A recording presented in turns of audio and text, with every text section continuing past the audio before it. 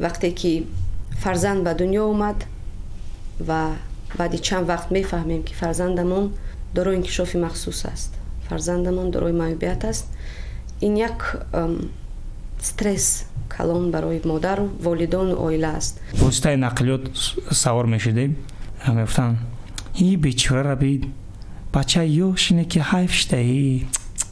اگر گوییم که داغگذاری در جامعه ما نیست ما خطا میکنیم، لیکن خیلی که اکبر جان قید نمودند بسیار پیشروی ها دیده ایستاده ایم از سالهای پیش. میخواستم که این پیامی من باشد به جامعه که اگر شما در بیرون یک مادر را با چنین فرزند بینید شاید شما نمیفهمید که شما به آنها چنین تاثیر میرسونید، لیکن آن نگاه های علم‌آورتان را به آنها بله روان نکنید.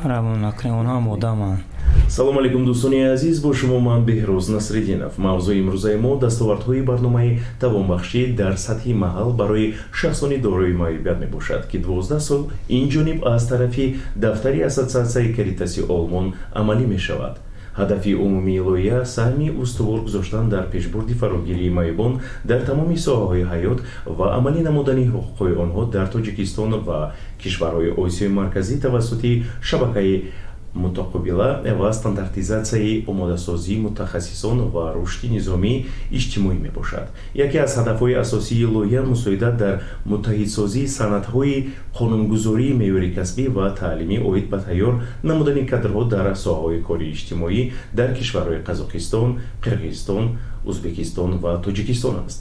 меҳмони студияи мо Акбарҷон Каримов, сокини шаҳри Душанбе, омӯзгори фанни мусиқии мактаби таҳсилоти умумии рақами 40 ва Сайёра Мирмастова, мутахассиси дахолати бармаҳал ва инкишофи кӯдакон дар ташкилоти ҷамъияти Дилҳои кушода.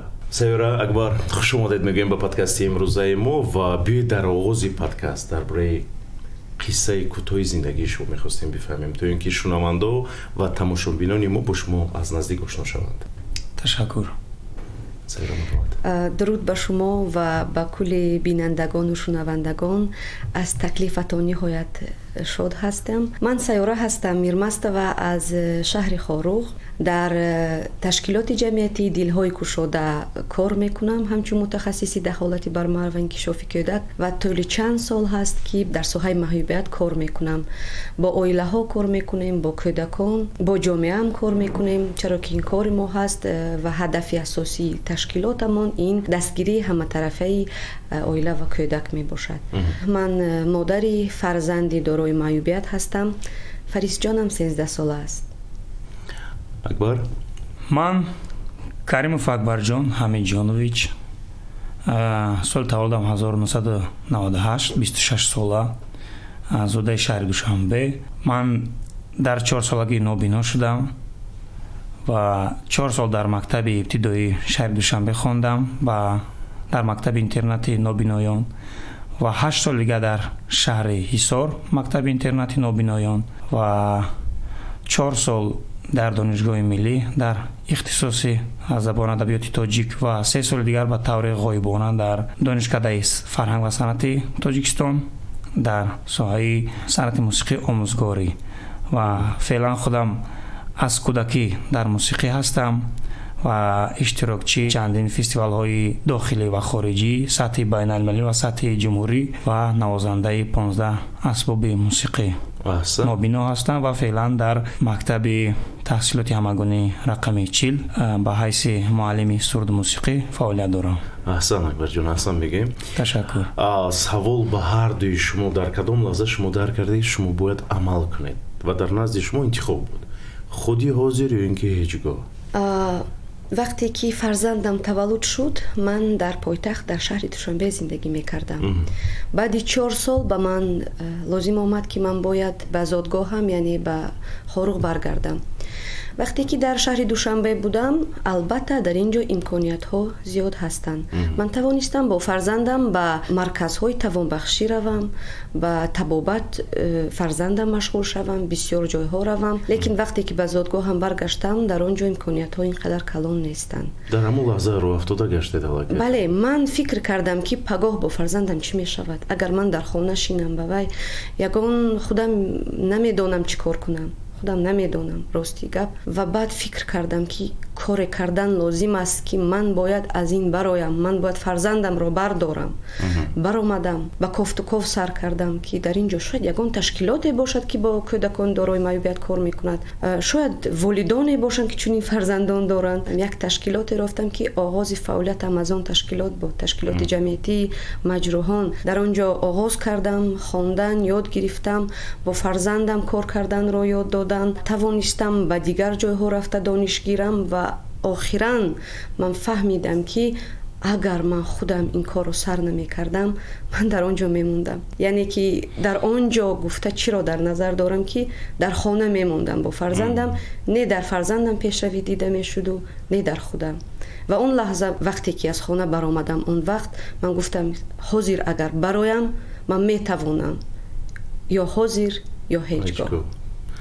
رحمت با شما. با اکبر چی خیلی که من قید کردم، من 12 سال در مکتب اینترنت تحصیل کردم و در اونجا ما رو از صنف 1 تا صنف 12 ما رو میگفتن که مستقل شوین، زندگی خودتون رو خودتون پیش برید، با امید پدر و مادر، با امید کسی از خانواده نشوید. پدر و مادر مثال تو از دستشون اومدن با شما خدمت میکنن، ولی عربه زندگی رو باید هر کس خودش بکشد.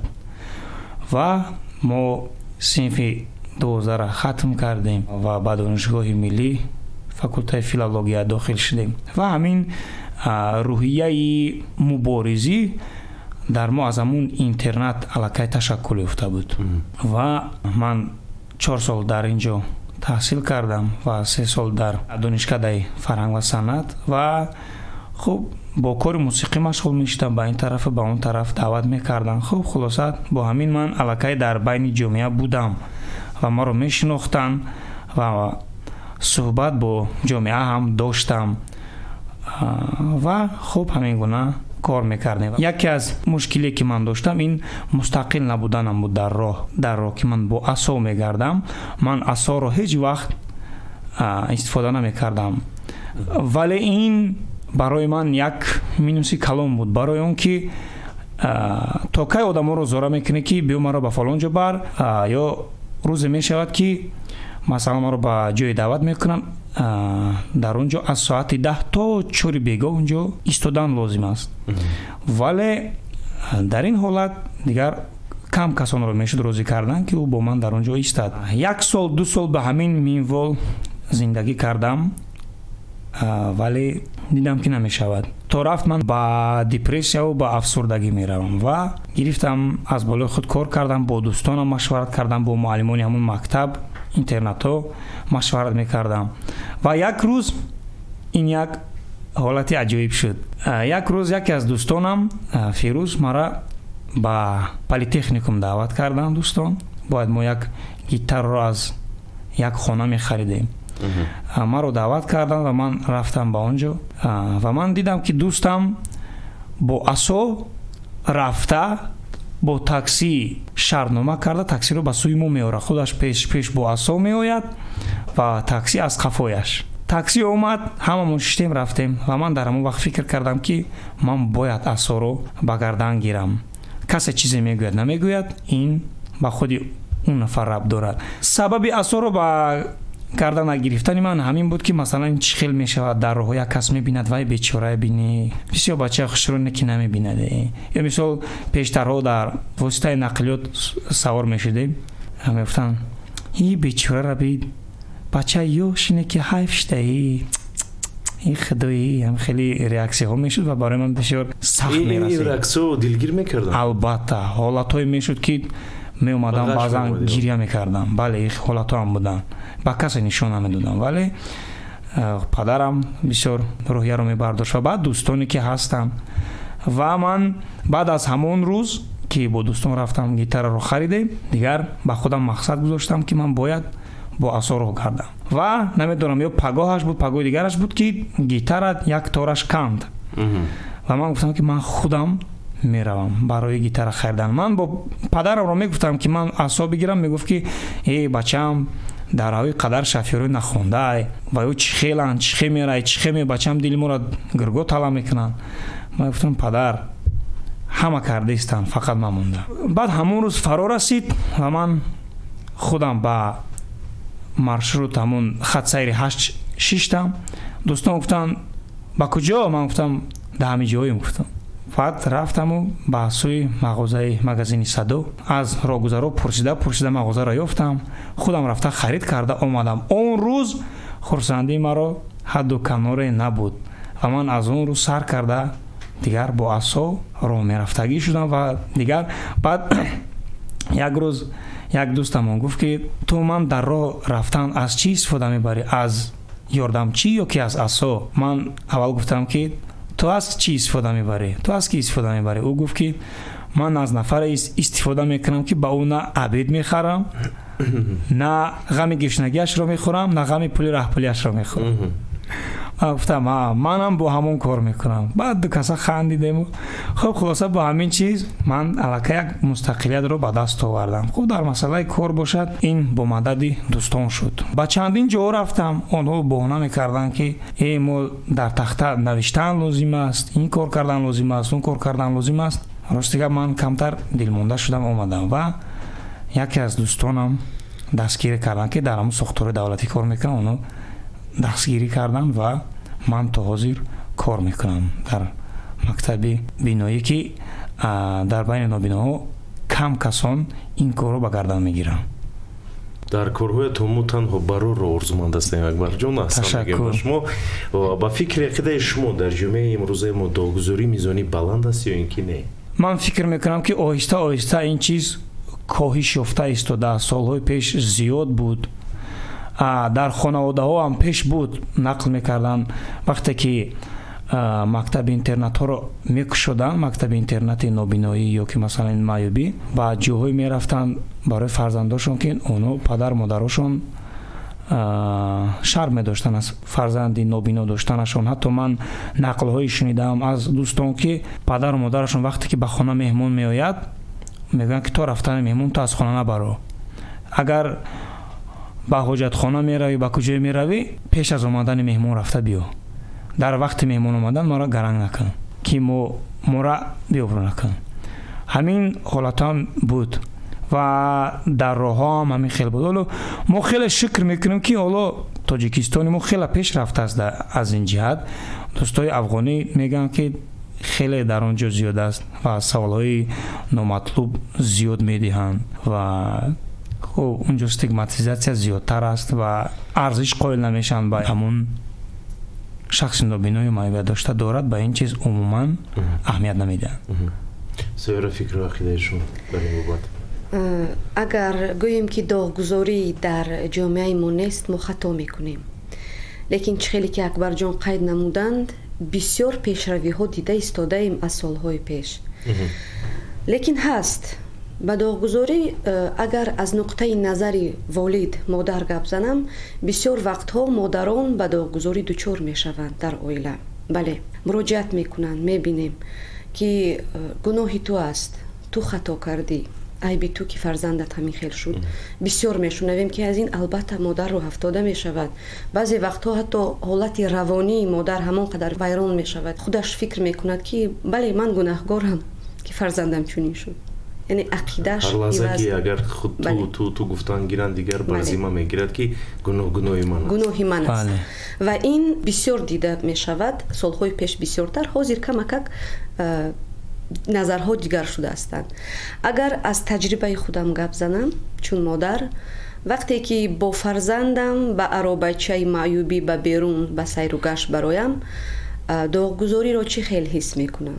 آن رهگذرهایی که با نگاه‌های علم‌انگیز نگاه میکنم، با کلمه‌های بیچاره نخود برای چه همین خیل کودک چه گناه دارد بسیار کلمه‌ها رو میشنوم. وقتی که همین نگاه‌ها رو به خود حس میکنم با اون سخنان البته من رو افتاده میشوم و خودم گاه وقتا فکر میکنم که شاید همین خیل باشد، شاید ما در حقیقتا بیچاره و یعنی که یگان چی هست که به ما همین خیل نگاه میکنند و برای چی من این رو گفتم؟ میخواستم که این پیامی من باشد به جامعه که اگر شما در بیرون یک مادری را با چنین فرزند بینید شاید شما نمیفهمید که شما به آنها چنین تاثیر میرسونید، لیکن آن نگاه های علم‌آورتان را به آنها بله روان نکنید. آنها هم آدم‌اند. این سخت میرسد و بسیار وقتها با همون مدل خیروی میگذاریم در داغگذاری که یکان مبلغ رو دراز میکنن یا یکان شیرینی یا یکان چیز دیگر که این هم به آدم تاثیر میرساند. و اگر شما به یکان والد، به یکان با عائله یا به اون شخصی که داره معیوبیت است کمک رساندن میخواهید، آمده پرسید چه کمک کردن میتوانم و البته شما هم مادر هم عائله هم شخص را خرسند میکنید و هم خودتان طبعتان بولیده می شود که من به کسی کمک رساندم، به چنین شخص ها کمک رساندم و این داغگذاری است. دیگر است. بله این دیگر حسیات است. اکای بیروز ممکنه ما با یک علاوه کنم. خب چگونه ای که عرض کردم اینجا یکم بله ما با پیشروی ها نویل شدیم، یعنی با پیشرفت فکری. مثلا من اگر روز فکر کنم این سال رو با 7 سال 8 سال پیش قیاس کنم، الکی نظر مردم خیلی تغییر یافته است نسبت به نابیناها و نسبت به معیوبان. مثلا من نابیناها را در نظر دارم و پیش چقدر که عرض کردم در نقلیات سوار میشدیم، الکی صداها بود بیچاره همین صداها بود. حاضر نه، حاضر عادی شده است. حاضر می‌داریم حتی لازم میشه که من تا آخر راه من در نقلیات راستا میروم، ولی با کسی چیزی نمیگویم. کسی هم مثال نمیگه ای بیچاره، یا میگن خب میگه بیا تقایجه بشی میگن، لیکن دیگر ریاکسیه هایی که پیش بود نیست. چطوری گفتن از سیر علم‌آور؟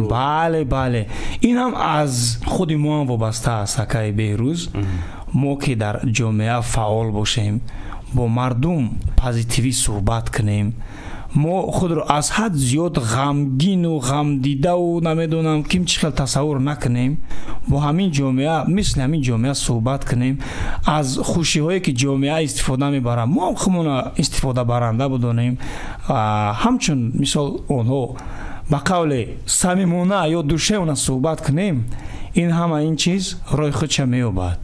مثلا ما بسیار نابینا را حاضر میبینیم که در بازار علاقه فعالیت میکنه، خیلی بسیارش مثلا در پاکت فروشی هستند، لیکن من فکر میکنم که آهسته آهسته این بالا میرود، آهسته آهسته از بیزنس پاکت، از این بیزنس ها که خیلی سردرآمد هم هست، از این آهسته آهسته با بلندتر میخیزد. مهم این که کار کرده ایستادن، فعال هستند، زندگیشون رو پیش میبرن، طلبنده نیستن و خود این کار نظر جامعه را علاقه نسبت به نابیناها دیگر میکنن.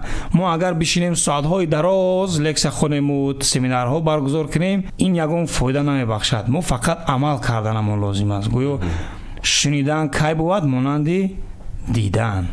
سوال نوبتی نیز به هر دوی شما میخواستم دیم، نرسیدن شماره ضروری کارمندان اجتماعی رو شما احساس میکنید یا نه؟ بله، کارمند اجتماعی در ساحه معیوبیت، در ساحه‌ای که ما کار میکنیم نهایت مهم است، لیکن حاضر این کارمندان کم هستند. لیکن حاضر هستند کارمندان اجتماعی، تشکیلات ما، تشکیلات دلای گشاده تیار میکند، ما می‌آموزانیم، لیکن ویها باید معلومات عالی داشته باشند. از بس که این ساحه هوسمندکنیش کم است، مبلغش کم است، به این ساحه شخصانی تصادفی بسیارتر می‌بیایند که کار نیافتم، میتوانم 1-2 ماه در اینجا کار کنم، حالا که خودش نمیداند چی کار میکنه، در کجا باید کار کنه، چی کار کنه، با کی کار میکنه، چی مسئولیت دارد، 1-2 ماه بعد از اینجا میرود. این است مشکلی امروزه ما که کارمندان اجتماعی کم هستند. بر این کار شخصی می رود که خودش با چنین مشکلی روبرو شده است، یا که حقیقا از صدق دل می خواهد این کار رو کند، نه با امید آنه که من باید مبلغ زیاد رو به دست دارم. مبلغ نیست در اینجا، مبلغ زیاد هم نیست و از همین سبب کم هستند شماره شخصانی که در این ساحه کار میکنند و ما حقیقت به آنها نیاز داریم، زیرا که این تنها در همین جا هست، در پایتخت ما، در همه ناحیه ها و ولایت ها این کارمندان کم هستند. اکبر جون با عقیده شما چیه؟ با عقیده من سالهای پیش کمتر بسیارتر بود، حاضر کمتر شده است. مثلا من که тарбиядидаи интернат ҳастам. ман ин чиза баръаъло эҳсос мекунам. солҳои пеш дар интернат масалан русҳо буданд ва онҳо таҷрибадор буданд дар ин соҳа. солҳои 80-90 то соли 2011-12 онҳо буданд, кор мекарданд. масалан бо шахси маъюб кор мекарданд. масалан мара як муаллима доштем, Роза Сулеймановна мегуфтем дар мактаби интернат. ӯ мара ба побел кардани заминҳо ҷалб мекард. агани мара мегуфтанд ки эйра пош ин хелия немеша мисол хай ман раҳгардидам камтарак мушкила ира пош не ки анаҳу муаллима акбар ну ты давай сделай побел кару мегуфт побел кун заминро кани побел кун. мегирифтем ихе мекардем нашуд ин хел замбела он хел замбела нашуд ин хел қаб мустақилият рӯёб медод. ӯ масалан мерафтем бо лои ки аз қаратоқ меовардам ҳар чиз месохтем бо фандагӣ бисёр устокорона ба мо нишон медод. мо фикр мекардем ки ин кор ин қадар душвор аст, вале ӯ муаллима як хеле мефаҳмон ки мо ҳис намекардем чӣ хел мо ёд гирифтем амира. бисёр кормандои иҷтимоӣ ба қувват буданд ва баъд аз он чӣ гуна ки апаи сайёра арз кардан шахсҳои тасодуфӣ омаданд. масалан мураббиҳои мактаби интернатҳо баъзан меомаданд мисли режими армия дохил мекарданд ки ҳаматон хоб ҳаматон бедор муаллим масалан ман ба кружоки фалон ман ба кружоки забони кӯриёӣ меравам ин тоҷики худату ба зур медонӣ куҷо мерем ҷа хеле мегӯянд ку олим шудан осон одам шудан қин бале бисёр дар соҳаҳои мухталиф донишҳои зиёд доштанд вале шуури кам доштанд. шуурашон кам буд. акбар ин ба шумо умуман халал расон ё ин ки баръакс не халал расон водор кард ки ин ман аз уҳдаи кор худам мебароям. не халал расон рости гап барое ки ман дертар фаҳмидам ки ман кистам.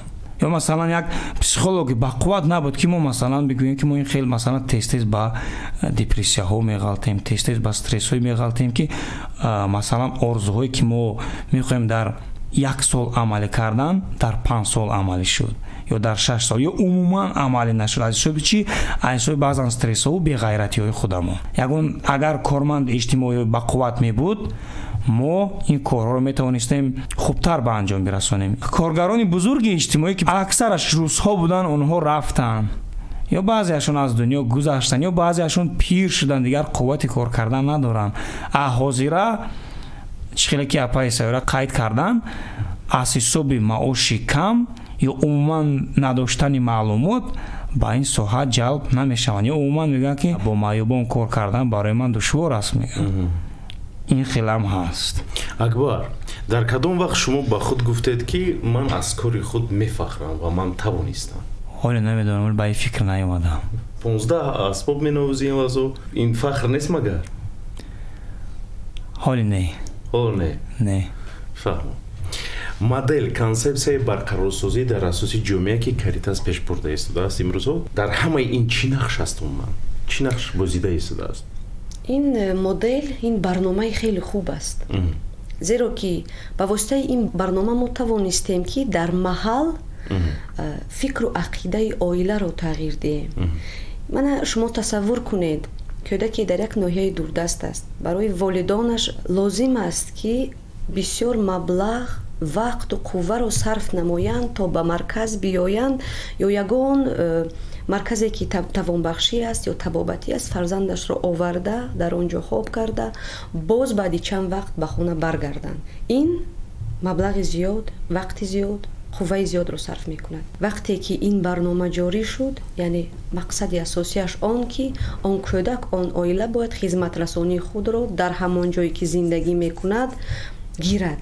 тавонистем ки ба воситаи ин барнома модаронро ёд диҳем маблағи буҷети оила яъне захира шуд ва ҳам кӯдак дар муҳити хона бе ягон таҷҳизотҳои калон یعنی که تجهیزاتی که در مرکزها هستند از خانه چیزی که ما میتوانستیم، یعنی یا لوله بولیشت ساخته یا بولیشتی که برای کودک مفید است تا بشیند، یا که این شخصی که در بینیشش مشکل است دیدن آزموکا برایلا، یعنی که به همه جا چسباندن، یا که این کودکی که ایما و اشاره استفاده میبرد همه جا چسباندن همون ایما و اشاره رو، و نه فقط و باز توانبخشی جسمانی، یعنی متخصصان رو در امان جا در امان محل یاد دادن تا آنها توانند خدمت رسانند به آن عائله که از آنجا دیگر یگان جا نرود، چرا کودک در امان جا زندگی میکند. و این برنامه مهم بود که نقش کلانی را بازید. توانستیم هم متخصص پیدا شد در محل ها و همه کودکانی که در آن محل هستند که به آن نیاز دارند توانستن خدمت رسانی خود را گیرند. ما خوب بدانیم که مادری که برداشت تربیت فرزند دارای محدودیت دارد باید ذخیره داشته باشد. جمعیت در این کار امروز چطور یاری میرساند؟ بله، برای مادر مشکل است وقتی که فرزند به دنیا اومد و بعد چند وقت میفهمیم که فرزندمون دارای انکشاف مخصوص است، فرزندمون دارای معیوبیت است.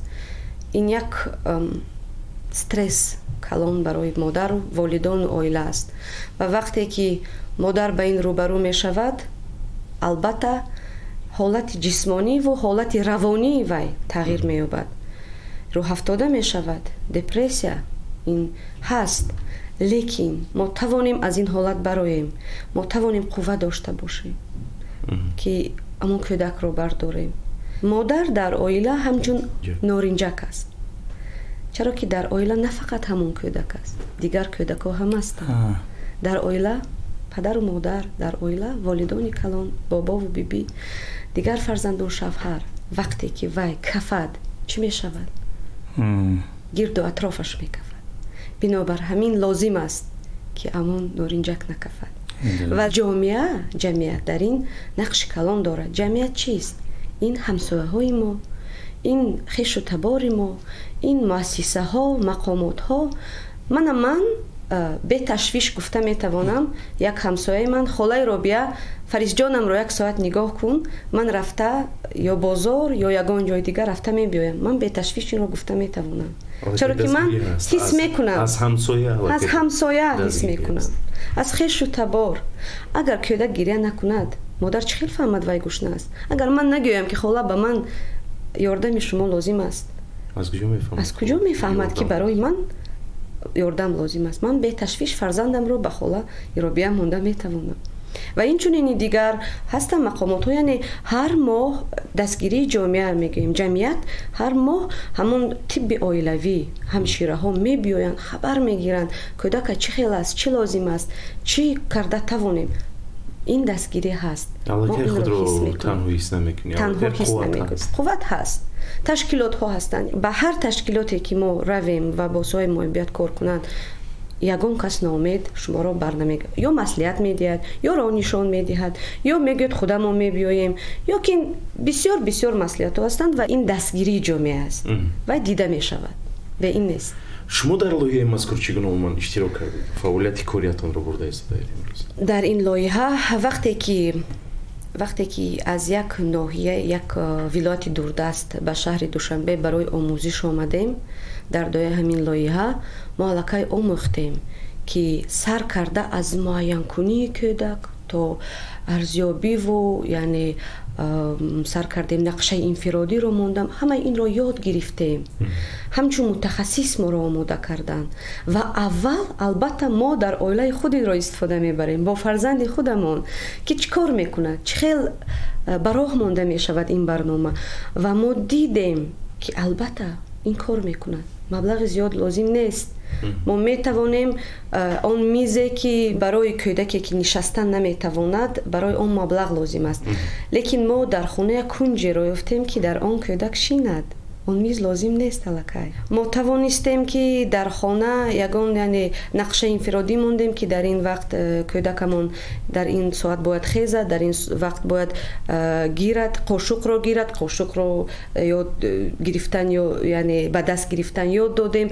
бисёр яъне малакаҳо ва маҳоратҳое ки мо метавонем дар хона ёд диҳем ба кӯдак, онро ба мо ёд доданд дар ҳамин барнома ва мо рафта дар ҷойҳоямон инро ҷорӣ намудем ва ҳамон вақт ман ба ин барнома, ба ин лоиҳа ворид шудам. ба назари ҳардуи шумо ҷомеаи фарогир яъне мас инклюзивӣ чист ва ё дар Тоҷикистон бунёди чунин ҷомеа имконпазир аст ё ин ки не? Акбар, марҳамат. ба назари ман оҳиста оҳиста мумкин мешавад ё шуда истодааст, чунки шуур пеш меравад, инсоният пеш меравад ва мо умуман мардуми тоҷик бисёр як мардуми аҳлу фаҳмидааст. ман танҳо таъриф не, ман инро дар чандин ҷо гаштам, масалан дар сафарҳо будам, Озарбойҷон, Қазоқистон, Туркия ва аз дигар миллатҳо мешунавам. миллати мо тоҷикҳо бо сабртаранд, бо раҳмтаранд ва бисёр мардуми хуб дорем ва ман фикр мекунам ки албатта шуда истодааст, ҷараён дорад. як ҷомеаи инклюзивӣ камтаракам бошад, лекин шуда истодааст. бале, ҷомеаи фарогир гуфта мо чиро дар назар дорем? ҷомеаи фарогир ин ҷомеае ки шахсони дорои маъюбият худро бо дигарҳо баробар ҳуқуқ ҳис намоянд ва дар ҳамаи соҳаҳо, яъне соҳаи иҷтимоӣ, хизматрасониҳои иҷтимоӣ, тиббӣ, хизматрасони ҳуқуқӣ, инфраструктурӣ, ҳамашон барояшон яъне баробар бошад. яъне шахси дорои маъюбият тавонад бемония ба он бино дарояд. ин яъне ҷомеаи инклюзивӣ аст. дар Тоҷикистони мо хушбахтона қадам ба қадам мо ба ин ҷомеа рафта истодаем, оҳиста оҳиста, яъне ҷомеаи фарогир, чаро ки бисёр корҳо рафта истодаанд нисбати солҳои пеш. аллакай он биноҳоеро ки месозанд бе стандарти умуми ҷаҳонӣ ба истифода додан ва иҳоро мумкин нест. пантус дошта бошад ва дигар лифту дигар дастрас, ҳамаи дастрасӣ дошта бошад. ҷомеаи инклюзивӣ, яъне ман мегӯям ки ҳозир дар ташкилоти мо бисёр кӯдаконеро мо тавонистем омода намоем ба мактабҳои миёна, на ба мактабҳои махсус, на ба интернатҳо, ба мактаби миёна. дар баробари дигар кӯдаконе ки маъюбият надоранд омӯзиш мегиранд. ин як қадаме ҳаст ба ҷомеаи инклюзивӣ. бисёр кӯдакоро ба боғча равона месозем, кор мекунем, меҳнат мекунем, ёрдам мерасонем ки кӯдак тавонад омӯзад, бинад ва модарон беташвиш ба боғчаҳои бачагона мебаранд. мо мебинем ки бисёр шахсон, мана Акбарҷон барои мо як намуна аст ки дар ҷое кор мекунад ки дар он ҷо як ҷомеаи фарогир аллакай сохт ва ин ҷомеа ҳаст. мо ба он рафта истодаем ва имконпазир аст иншоалло дар Тоҷикистони мо. иншоалло. сайёраи ин лаҳза моро метавонанд тамошо кунанд модароне ки фарзандонашон маъюб ҳастанд, дорои маъюбият доранд. моро ин лаҳза Акбаралӣ метавонанд тамошо кунанд нафароне ки дорои маъюбият доранд. ба онҳо чӣ гуфтанӣ ҳастед? сайёра марҳамат. вақте ки шахс, яъне духтар ҳомиладор мешавад, дар батнаш кӯдак аст, аллакай кӯдакашро, зиндагиашро тасвир менамояд ки чӣ хел ба боғча мебарад, чӣ хел ба мактаб мебарад, кадом мактаба хат мекунад ва кадом донишгоҳу, ҳамин хел зиндагиашро, хурсандиву хушбахтиву ҳамаи ин фарзандашро аллакай ба худаш тасвир мекунад, як афсона месозад. лекин вақте ки кӯдак таваллуд шуд ва фаҳмидем ки кӯдак дорои махсусият аст, инкишофи махсус аст, албатта ҷаҳони модар тағйир меёбад ва он орзуҳо, он умедҳое ки дошт вайҳо гум мешаванд. зеро ки он кӯдаке ки хостам, ба ивазаш кӯдаки дигарро гирифтам ва ман намедонам ба он кӯдак чӣ кор кунам. албатта ин мушкил аст, ин ниҳоят мушкил аст. лекин вақте ки мо با همه معیوبیت و مخصوصیت و همه چیز آن کودک را قبول نمودیم، آن وقت ما خوشبخت می شویم. چرا که برای مادر فرق ندارد. فرزند چه خیل است؟ فرزند است. فرزند است. برایم که فرزندم یک و یگانه است، من وی را با دیگر کس یعنی مقایسه کرده نمیتوانم. برایم فریس جانم از همه فرزند شیرین، از همه فرزند دوستدار و از همه زیباتر است. و من آن قوه‌ای که مادر دارد، آن مهربانی که مادر دارد، با آن یگان چیز مقایسه کرده نمی شود. و با آن قوه خود ما توانیم آن کودک را دوست داریم. چیزی که از دست ما بیاید برای او دریغ نداریم، برای بهبودی آن بکوشیم. زیرا که من آن را قبول کردم. همین خیل وقتی که قبول کردم برایم آسان شد، آسان‌تر می شود. و برای خرسند بودنم و وقتم خوش گذشتن، روزم خوش گذشتن، یک تبسم فریس جانم در آن روز بسنده است. و من میگویم که راه افتاده نشوید. آن مشکلات های زندگی که بر سر ما میباید، آن را باید استوارانه پیشواز گیریم و از آن گذریم. و آن وقت ما موفق میشویم، زیرا که مادر خوشبخت، این فرزند خوشبخت، این عائله خوشبخت. زیرا مادری که از عهده حالت روانی استرس برآید و میتواند به دیگرهای آدم رساند.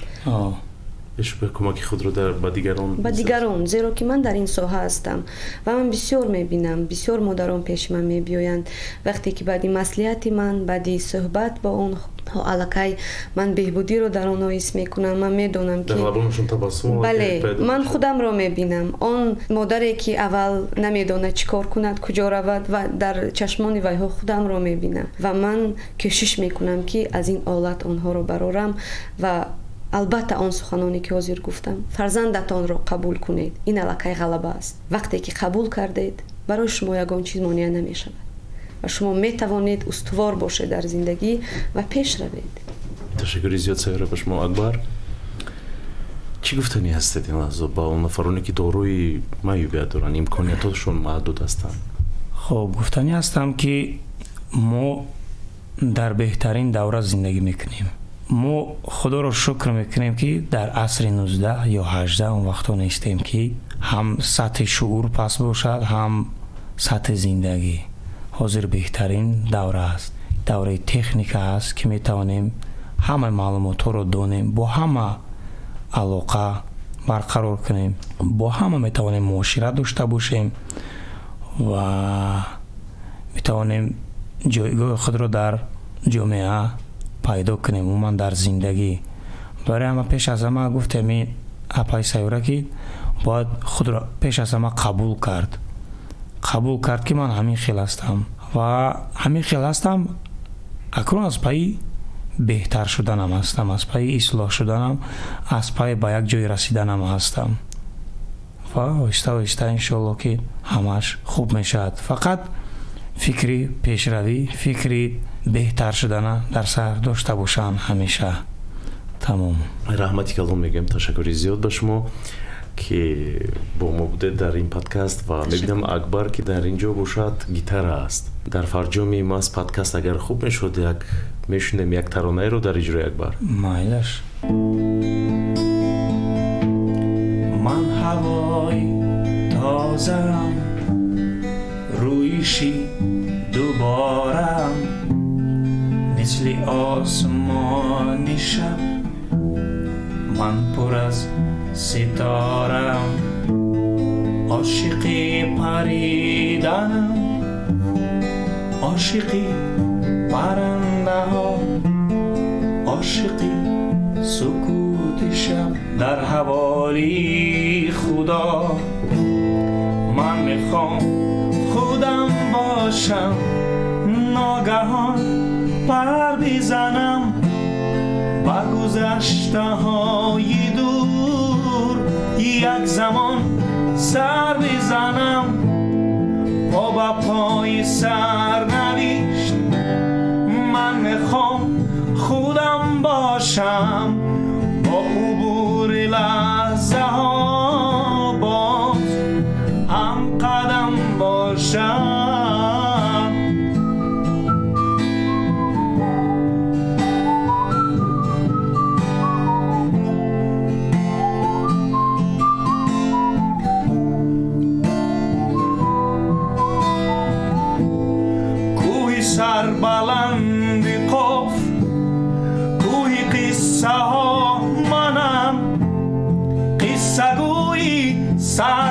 نوشت اصلی ماجرا منم.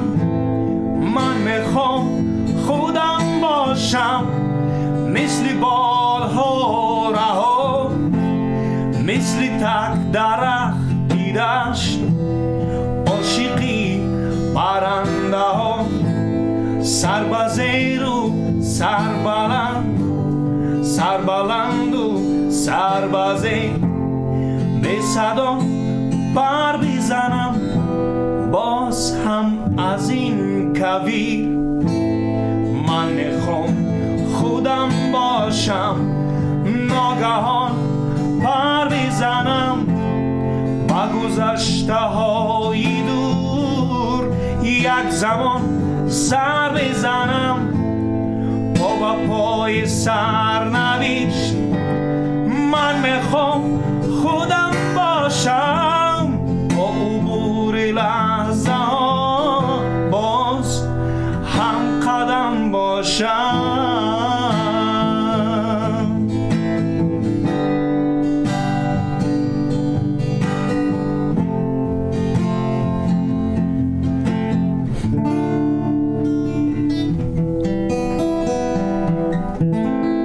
این سرود هم با پیشنهاد و دستگیری تشکیلاتی کاریتاس بود.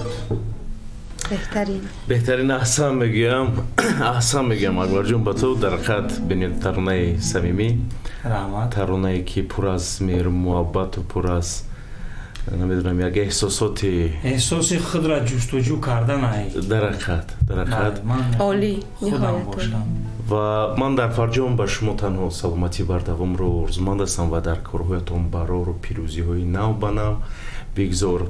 دویم سربلند باشد، دویم خوشحال باشد و چی آرزو و هوسایی که در قلبتون هست جامعه عمل باشد. تشکر. تماشاچیان عزیز، در فرجام باشد صدقاً به همه شما میگم خود و نزدیکان خود را احتیاط کنید. خیر.